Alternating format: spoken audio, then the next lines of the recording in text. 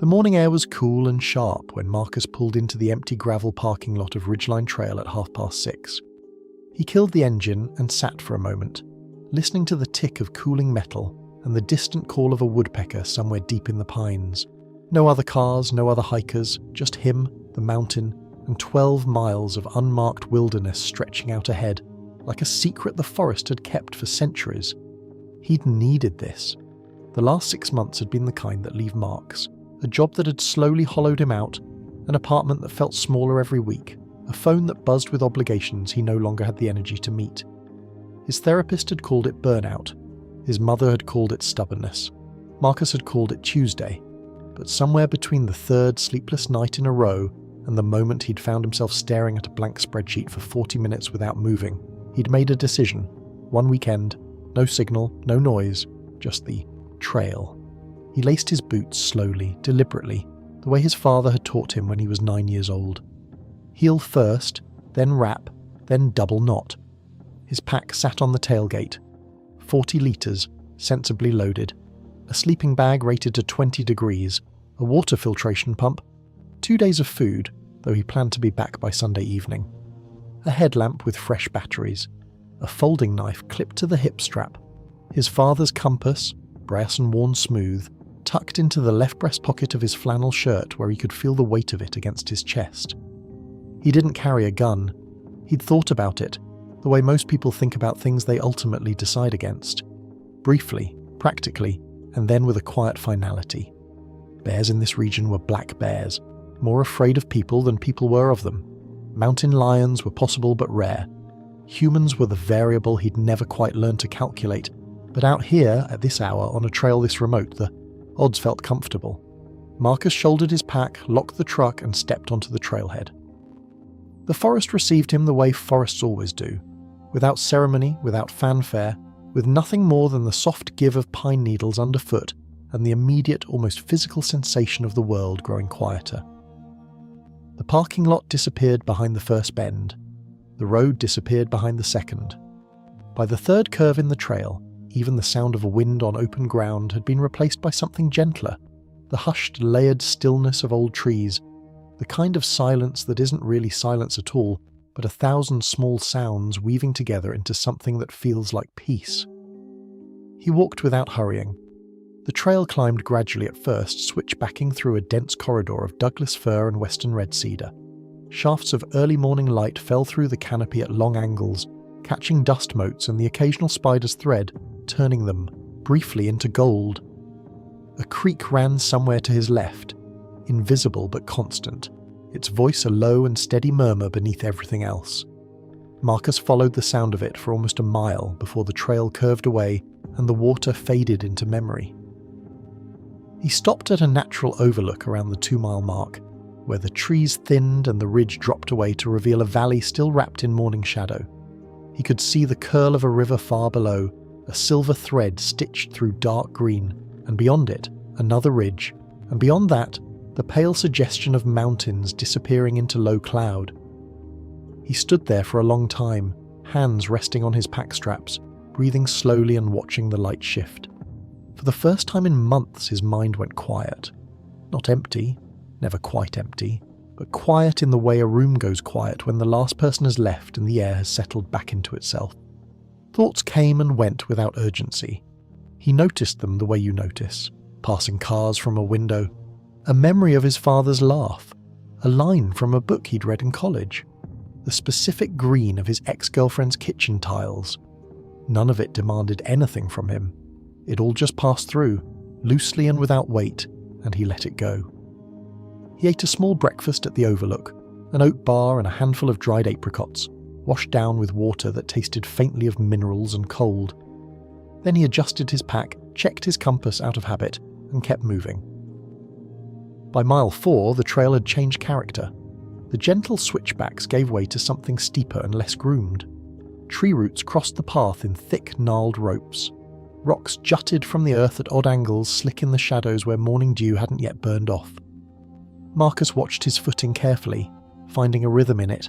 Step, plant, shift weight, step again. The kind of physical focus that empties the head better than any meditation app had ever managed. The forest! thickened around him. The cedar and fir gave way to older growth, trees with trunks wider than his arm span and bark so deeply furrowed it looked like the face of something ancient and unbothered by time. Moss covered everything, the ground, the rocks, the lower trunks of the trees, in thick, luminous green. The light here was dimmer, filtered through so many layers of canopy, that it arrived soft and diffuse, like light through frosted glass. It was beautiful in a way that felt almost serious. Not cheerful or charming, but deep, grave even. The kind of beautiful that makes you feel small in a way that is somehow comforting rather than frightening. Marcus walked through it in grateful silence. He reached the 6-mile marker, a worn wooden post half swallowed by moss, just before noon, and decided to take lunch at a flat boulder beside a small, clear-running stream. He filtered water, ate a peanut butter tortilla, and stretched his legs out in the thin patch of sunlight that fell across the rock. A grey jay landed 4 feet away and regarded him with bright, shameless curiosity before deciding he wasn't worth the effort and vanishing back into the trees. He laughed, quietly to himself, the way people laugh when they're alone and something strikes them as genuinely funny without needing an audience. The sound surprised him. He hadn't laughed in a while. He sat there longer than he intended, letting the sun work on his shoulders and the sound of the stream work on everything else. His eyes grew heavy in the pleasant, earned way that comes after real physical effort in clean air. He let them close for a few minutes, head tipping back, face turned toward the light. When he opened them again, the shadows had shifted. Early afternoon. He needed to find his campsite before the light started to go. He packed up, crossed the stream on a line of stepping stones, and continued up the trail. He didn't notice the sound at first. That was the thing he'd think about later, lying awake in the dark. Not that he'd heard it immediately, but that it had already been there for some time before it finally registered. Soft, rhythmic, measured, footsteps. Behind him, keeping perfect pace. Marcus told himself it was a deer. That was the first thing his mind offered, quickly and with the confident tone of something that wants very badly to be believed. Deer moved through forest like this all the time, unhurried, soft-footed, occasionally curious about human scent. He'd startled dozens of them over years of hiking, watched them freeze and stare before dissolving back into the trees like they'd never existed at all. It was almost certainly a deer, maybe an elk, something with 4 legs and no interest in him whatsoever. He didn't slow down, but he listened. The footsteps, if that's what they were, continued at the same steady interval. Not the random, uneven rhythm of an animal browsing through undergrowth, not the sudden crash and retreat of something spooked. This was deliberate, patient. 1 step, then a breath of silence, then another step, timed with unsettling precision to land just after his own. He stopped. The sound stopped. Marcus stood completely still. On the trail, pack straps tight across his shoulders, one hand resting near the knife on his hip without quite touching it. The forest around him had gone the way forests go when something changes. Not louder, not quieter, but differently textured, like the air itself had become attentive. He counted to 10 in his head. 12, 15. Nothing moved. The trees stood in their ancient indifference. The undergrowth showed nothing.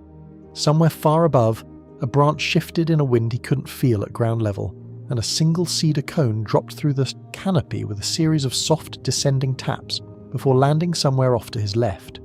He exhaled slowly through his nose. See, he told himself. Nothing.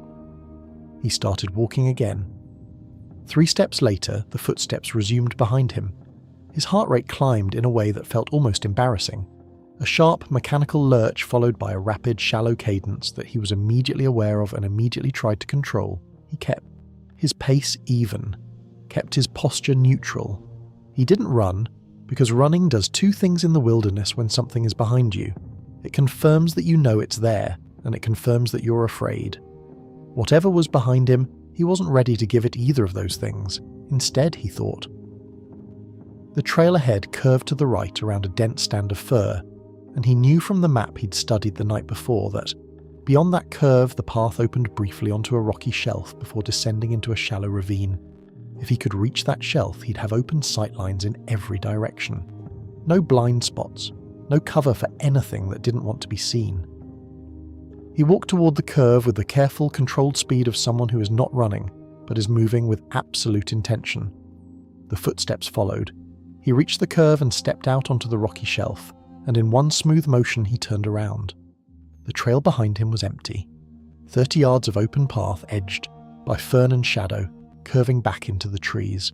No deer, no hiker, no shape in the undergrowth that might explain what he'd heard. Just the trail and the forest on either side of it, and the low afternoon light falling through the canopy in long angled columns that illuminated nothing useful. Marcus stood at the edge of the shelf and stared for a long time, his breathing steadied. The rational part of his brain, the part that had gotten him through graduate school and 2 years of project management and every crisis that had ever been placed on his desk, began to reassemble itself around a series of reasonable explanations. Sound carried strangely in dense forest. He knew this. Echoes bent around trees in ways that could make your own footsteps sound like they were coming from behind you. The soft, damp earth of the trail had a way of compressing and releasing under pressure, producing sounds that lagged slightly behind their source. There was a perfectly scientific, perfectly boring explanation for everything he'd heard, and he was standing out here on a rocky shelf manufacturing a horror story out of ordinary acoustics because he'd been reading too much news and sleeping too little for too long. He almost convinced himself. Almost. He turned back to face the trail ahead and noticed two things at the same time, in the way you sometimes notice two things that your brain has been holding separately and suddenly connects without warning. The first thing, his compass, which he'd checked 3 times since the overlook that morning, and which had behaved perfectly on a trail he knew ran predominantly northeast, was now reading due west. He was standing still. He hadn't moved. The needle had. The second thing, there were boot prints in the soft earth at the edge of the shelf that were not his, larger, deeper, pressed into the ground with the full, deliberate weight of someone who had been standing there long enough to sink in, and they were facing his direction. Whoever had made them had been standing here, on this shelf, looking at the trail, looking at the direction Marcus had come from, looking at Marcus. He crouched and studied the prints without touching them.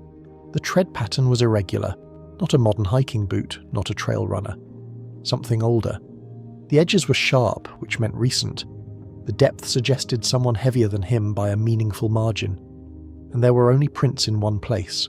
No approach, no departure, just a pair of prints, side by side, in the dirt at the edge of the shelf, as if whoever had made them had simply materialized and then ceased to exist. Marcus stood up slowly. The light had shifted while he'd been crouching. He hadn't noticed it happening, but the long afternoon columns had shortened and warmed toward amber, and the shadows between the trees had thickened into something closer to dusk. He checked his watch. Nearly 5 o'clock. He'd lost more time at the lunch rock than he'd realized, and the walk to the campsite, a flat clearing near the 7.5-mile marker that the trail map had marked with a small blue tent symbol, was still more than a mile ahead. A mile in failing light, on an unfamiliar trail with bad compass readings and boot prints that had no explanation. He made the decision quickly, the way his father had always said decisions in the wilderness should be made, not with panic, not with hesitation, but with the clean, unsentimental clarity of someone who understands that the forest does not care about your feelings and will not wait for you to sort them out. He would reach the campsite, he would set up before full dark, he would eat, and he would stay calm, and in the morning everything would look the way things always look in the morning, manageable and slightly embarrassing in retrospect. He set off down the trail at a pace that was faster than before, but still, technically, not running. The footsteps resumed within 30 seconds. This time they were closer, and this time when he stopped they didn't. They took 2 more steps, slow, unhurried, unbothered by the fact that he'd gone still, and then they stopped, and the forest went quiet, and from somewhere just inside the tree line to his left came a sound that turned everything cold. Not a branch, not an animal. A slow, low exhale. The kind a person makes when they've been holding their breath and have finally decided to let it go. Marcus's hand closed around the handle of his knife. He didn't stop moving again for the rest of the mile. Not for rocks, not for roots, not for the way the trail dipped sharply into the ravine and came back up the other side at an angle that made his knees ache and his footing uncertain in the dimming light. He moved with the focused, slightly desperate energy of someone who has made a decision and is committed to it entirely. Head down, packed close, knife unclipped from his hip strap and held in his right hand with the blade folded in because he wasn't ready to open it yet and wasn't sure what opening it would mean. Behind him, the footsteps continued. Not always. That was the thing that kept pulling at the edge of his composure, the thing that was somehow worse than a constant sound would have been. They'd go quiet for 2 or 3 minutes at a stretch, long enough that his shoulders would begin to drop and his breathing would start to slow, and then they'd return. Closer each time, it seemed, though he couldn't be certain. Whether that was real, or whether fear was doing what fear does, which is to expand everything it touches. The ravine swallowed the last of the light. Down in its belly, between walls of dark earth and exposed root, the trail was more shadow than path. Marcus clicked on his headlamp and felt a complicated mix of relief and vulnerability. Relief because he could see where he was stepping. Vulnerability because the beam made him a point of light in total darkness, a beacon announcing exactly where he was to anything that might be interested. He climbed the far side of the ravine faster than was smart, breathing hard, one hand braced against the earth on the steeper sections. When he crested the top and the forest opened slightly and he could see the charcoal suggestion of sky through the canopy, he paused and turned the headlamp off and stood in the dark, listening. Nothing behind him. He waited. 30 seconds. A full minute. The forest at night settled around him, alive with its own nighttime grammar. The distant conversation of owls, the high, thin threading of bats working the air above the canopy, the creak of old wood somewhere deep in the trees. Normal sounds, forest sounds, the sounds of a living wilderness going about its business without any particular concern for the human standing rigid on a trail in the dark. He turned the headlamp back on and kept moving.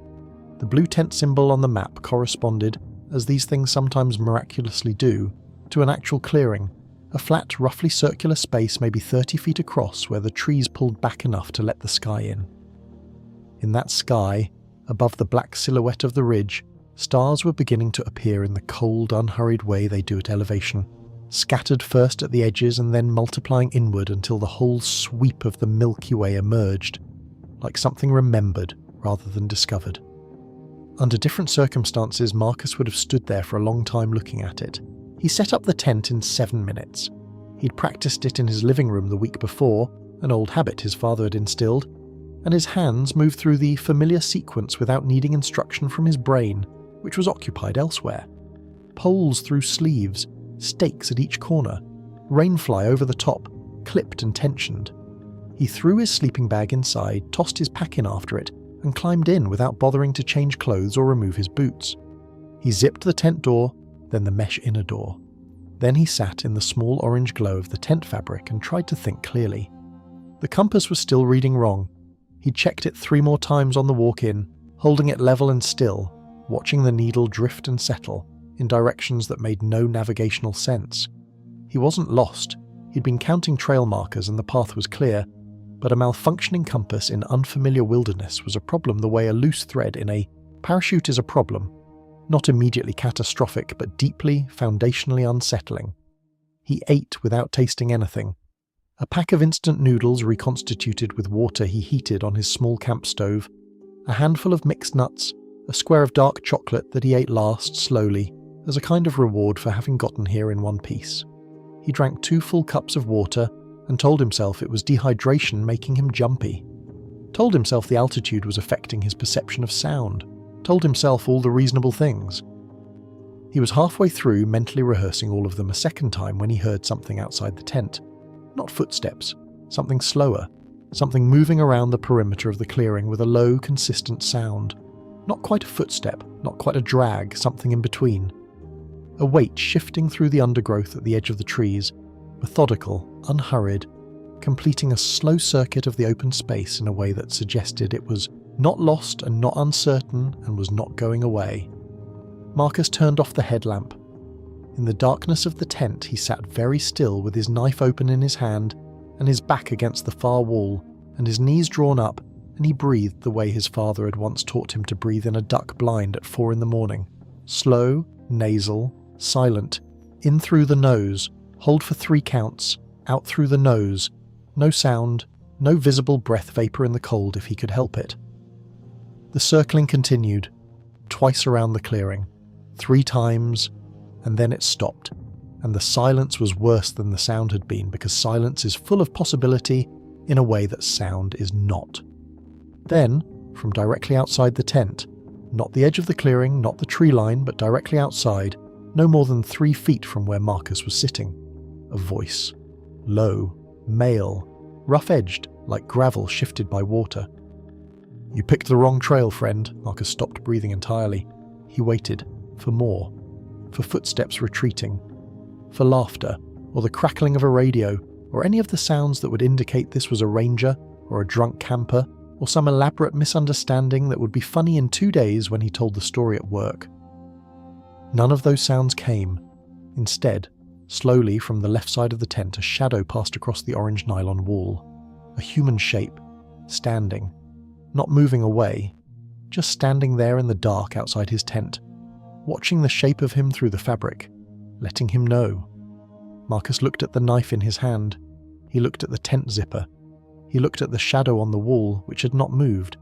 And then, from somewhere further out in the trees, not near the tent but beyond the clearing up the ridge, he heard a second voice answer the first. 2 of them. His throat closed around whatever sound might have tried to leave it. He thought of his truck in the empty parking lot. He thought of the trail map in his pack.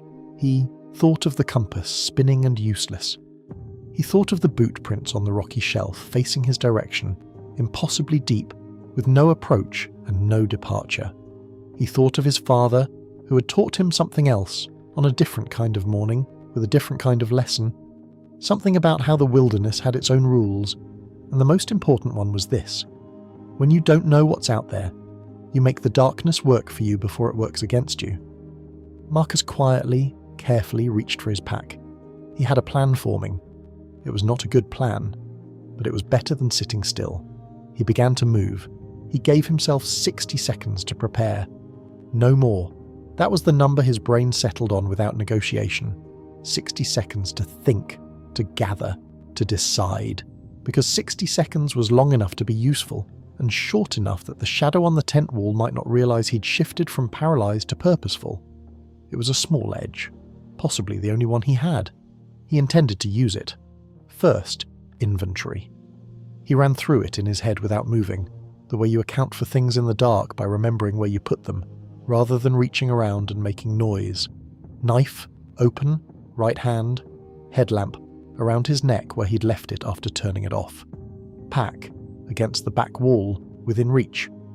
Inside the pack, the water filter, a length of paracord, the emergency mylar blanket, the camp stove, and, at the very bottom, in the flat zippered pocket where he'd placed it 2 days ago without much thought, a personal safety whistle and a small can of bear spray he'd almost left at home because he was trying to pack light. He'd never been so grateful for a decision he'd barely made. Second, the terrain. He closed his eyes, which accomplished nothing visually but helped him think, and reconstructed the clearing from memory. He'd entered from the south. The trail continued north, up the ridge, toward higher elevation and deeper wilderness, toward the second voice. East and west were tree line, dense and dark, which left south. Back the way he came, back down the ravine, back along the trail, back toward the truck in the parking lot 6.5 miles away in the dark. 6.5 miles. His jaw tightened. He'd walked longer distances, not in the dark, not in fear, not with 2 unknown men positioned between him and open sky. But the distance itself wasn't the problem. The problem was the ravine, where the trail disappeared into shadow and the footing was bad and his headlamp would announce him like a flare. The problem was that he didn't know where the second voice had come from with enough precision to know whether south was actually clear. Third, and most important, what did they want? He'd been avoiding the question because the possible answers were not answers he wanted to sit with in a small orange tent in the dark. But avoidance was a luxury, and he was out of those. He made himself think it through with the flat clinical detachment of someone reading a case file, rather than living inside one. The voice had said you picked the wrong trail, friend. Not a warning to leave, not a demand for anything, a statement. The tone had been unhurried, almost conversational, which was somehow more frightening than aggression would have been. Aggression has a shape you can respond to. That voice had no shape, It was the sound of someone who was not in a hurry because they didn't need to be. 60 seconds were up. Marcus reached into his pack, slow and soundless, fingers moving by memory. He found the bear spray in 4 seconds. Clipped the safety off with his thumb, wrapped his hand around it with the nozzle forward and held it against his thigh. Then he unzipped the inner mesh door of the tent, slowly, 1 inch at a time, pausing after each inch to listen, and then the outer zipper, the same way, until the door hung open and the cold night air moved across his face like a hand. The shadow was gone from the tent wall. He didn't know if that was better or worse. He came out of the tent low and fast, clearing the door in one movement and coming up into a crouch with the bear spray raised, and the knife closed in his left hand and his headlamp still off. The clearing was dark in the way that places are dark when your eyes have had time to adjust. Not fully blind, but washed in the blue-grey ambiguity of starlight, everything edgeless and approximate. He could see the black mass of the tree line on 3 sides. He could see the trail opening to the south. He could see, or thought he could see, the pale suggestion of the rocky shelf where the trail dipped toward the ravine. No human shapes, no movement.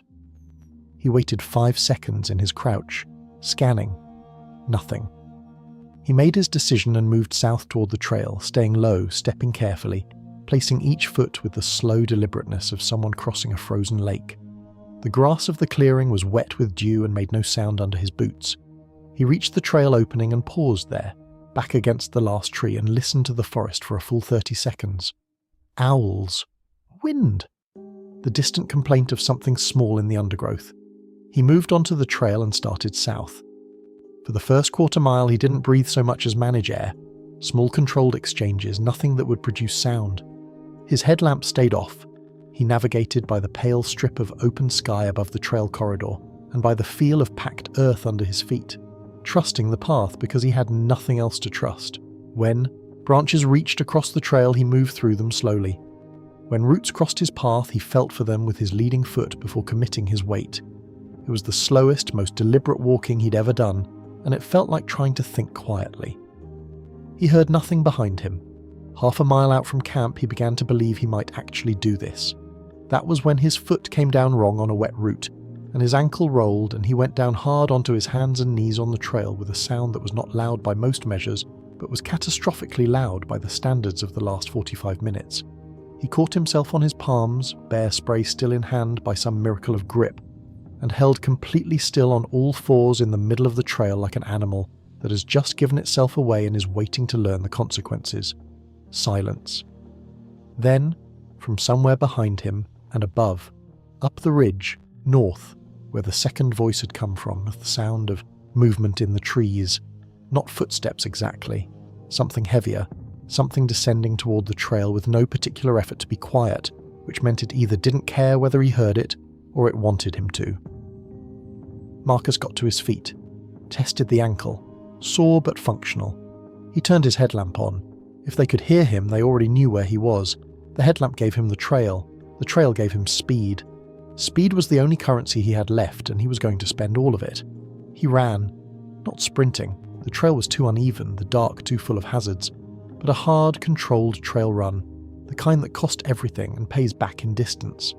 His headlamp threw a bouncing cone of white light across rocks and roots, and he read them as they came and adjusted without slowing, his body falling into the mechanical efficiency of someone who has run trails before and whose muscles remember what his mind is too busy to think about.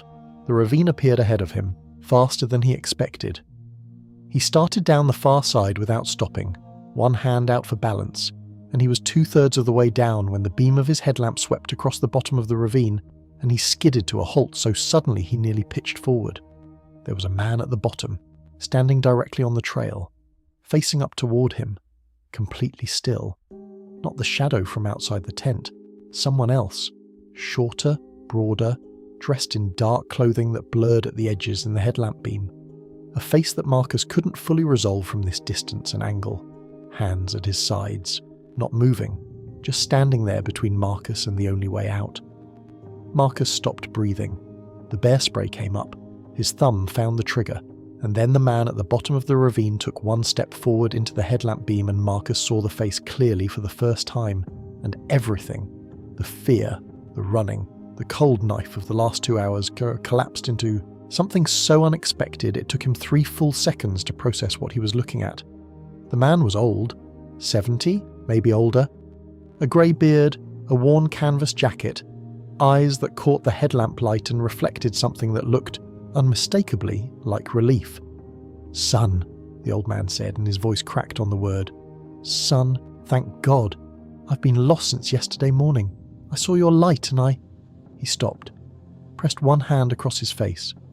"I've been walking in circles. I don't know where the trail is." Marcus stood at the top of the ravine wall and stared down at him. Behind him, from back up the trail, the sound of heavy movement in the trees continued its slow descent toward the path. Marcus made the calculation in under 3 seconds. The old man at the bottom of the ravine was real. The relief on his face was real. The crack in his voice was the specific, involuntary fracture of someone who has been alone and afraid for a long time, and has just seen another human being and cannot quite believe it. You cannot fake that sound. Marcus had heard genuine fear enough times in his life to know the difference between performed distress and the real thing, and what he was hearing from the bottom of that ravine was as real as the cold air on his face and the ache in his rolled ankle. Which meant the man was not with whoever was behind him. Which meant there were still at least 2 people unaccounted for somewhere in the dark above. "Come toward me," Marcus said, keeping his voice low. "Fast as you can, stay on the trail." The old man moved without hesitation, climbing the ravine wall with the stiff, effortful gait of someone whose body has been pushed past its comfortable limits and is running on something purer than energy. Marcus descended to meet him, one eye on the path ahead and one ear turned back up the ridge, where the sound of movement had slowed, but not stopped. They met in the middle of the ravine wall.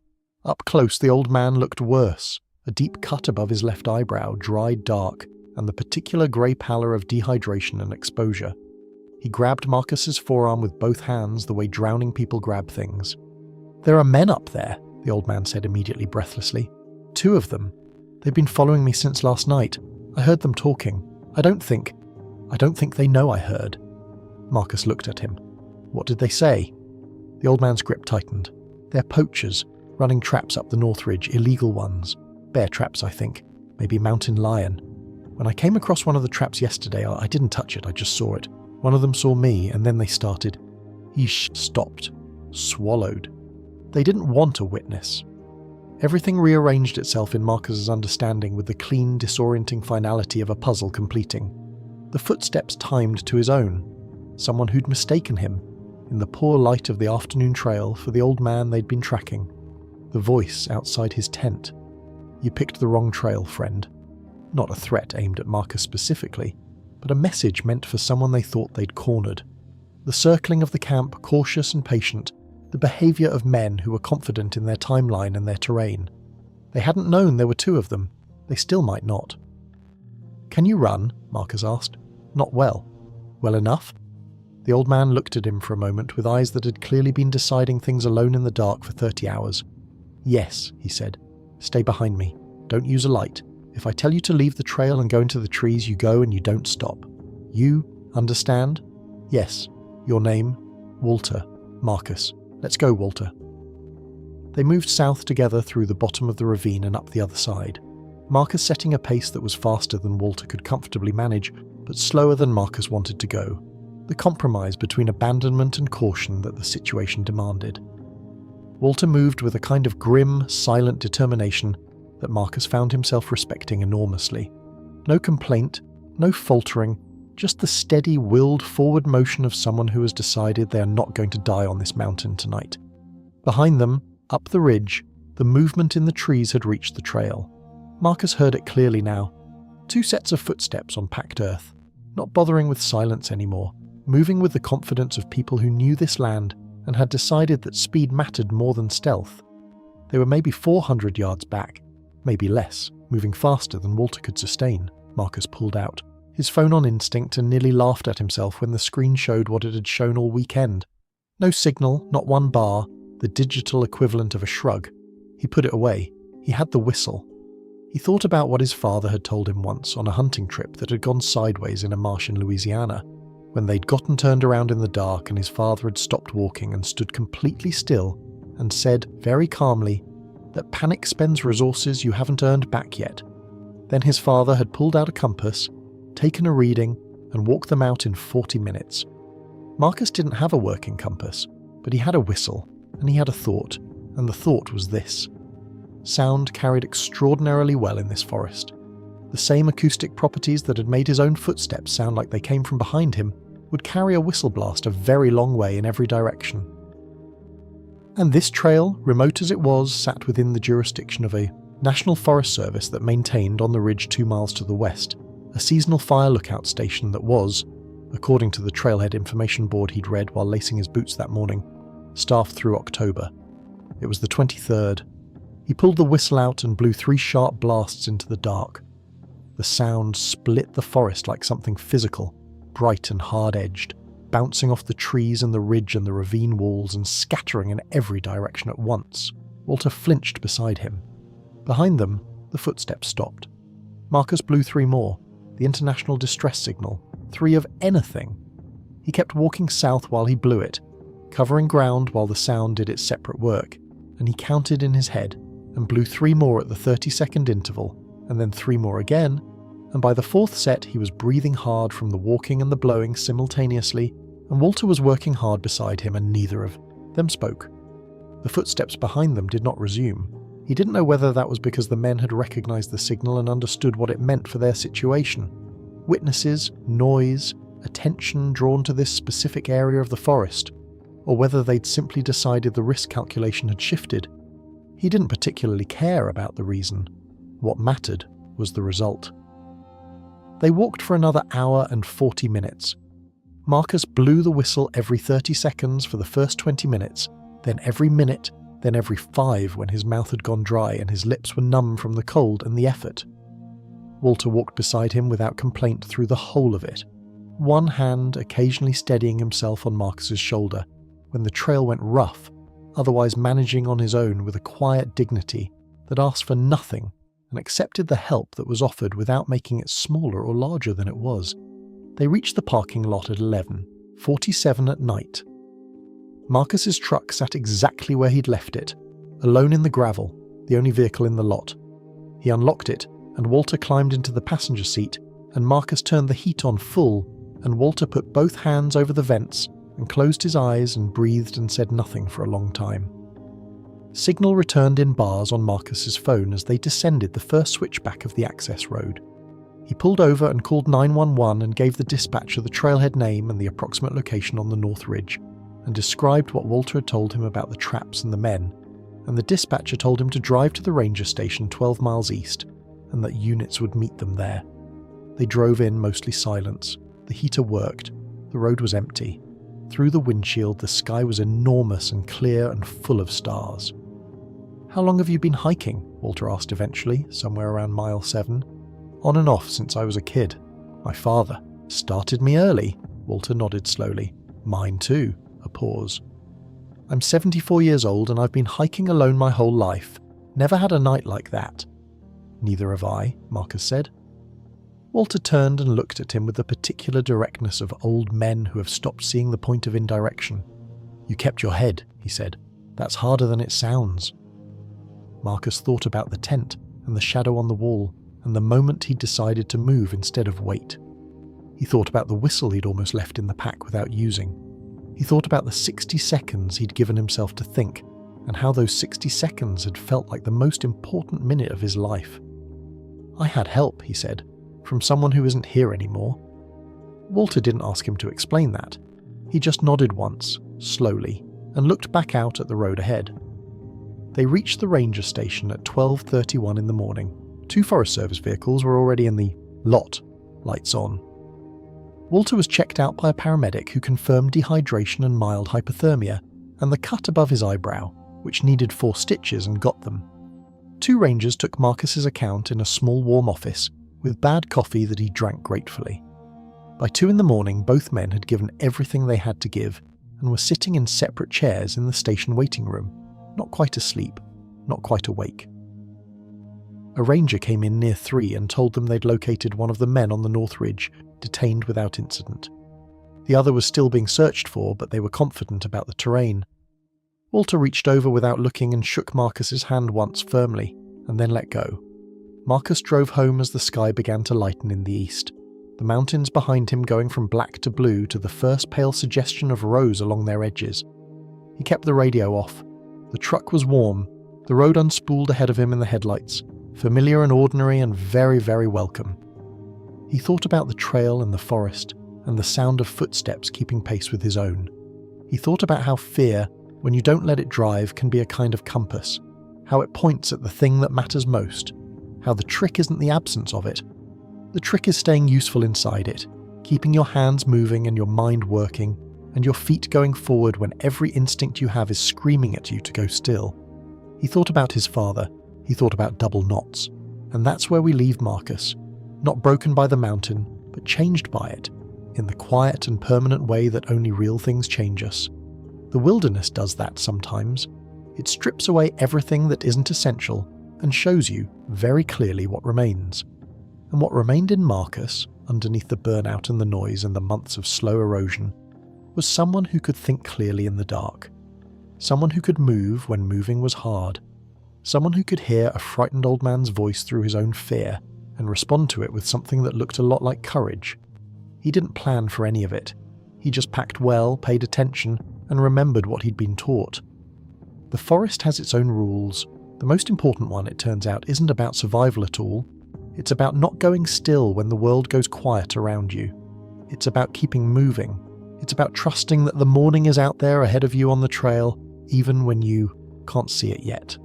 So wherever you are right now, in whatever dark you're sitting with, let your breathing slow. Let your shoulders drop. Let the story settle around you like trail dust after a long walk. You made it through the night. Rest now. You've earned it.